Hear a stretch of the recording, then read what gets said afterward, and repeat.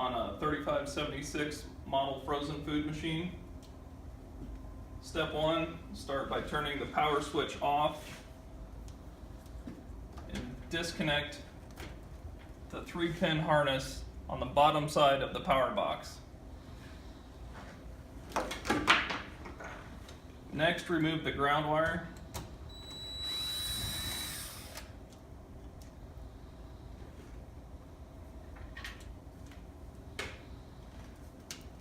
At this point, you can cut the connector off of this harness. We will no longer be using this harness.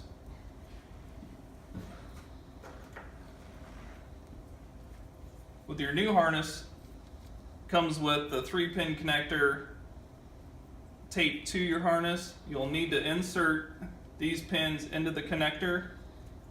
Pin 1, identified by the rib on the plastic connector, will be the black and white wire. Make sure the little ears are out on the connector so it locks into place. Now plug this into the bottom of the power box. Then you can reconnect your ground wire.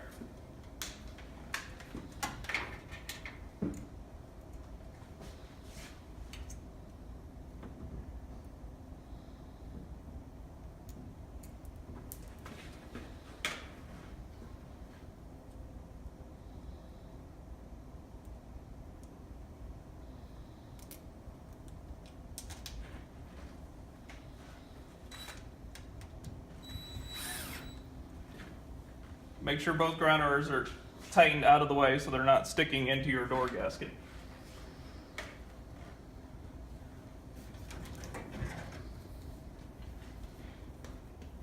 Now with this connected, we'll start by using some cable ties. Make sure to have at least a good dozen cable ties.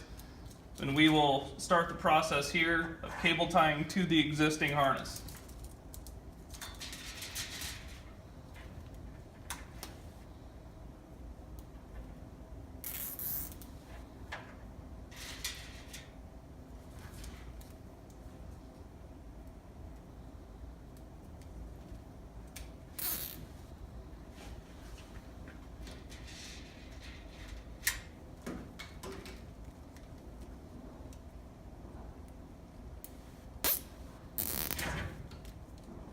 By doing this, this will help ensure that when you open and close the door, the harness will not be sticking out in the way and get into your door seal.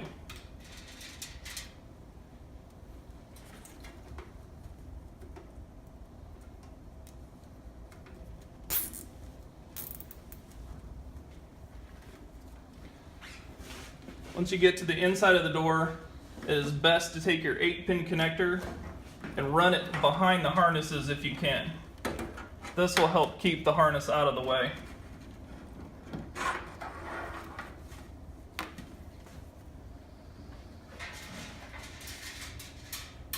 Continue the process of cable tying up out of the way.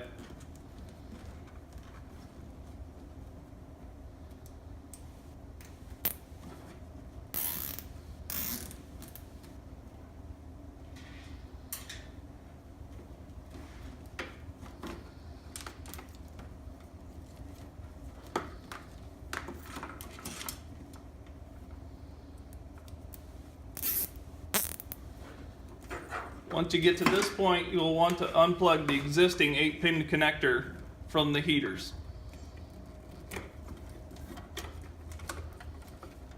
With this end of the connector disconnected, this is when you can cut the end of the wire from the harness because you're no longer using this harness. Now you can plug in your new harness to the existing heater harness.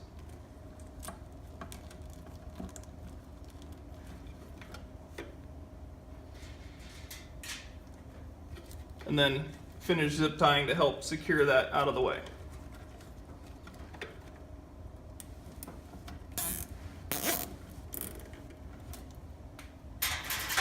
Once you've completed the cable tying process, take a pair of cutters and then start snipping the excess cable ties out of the way, and you'll be done.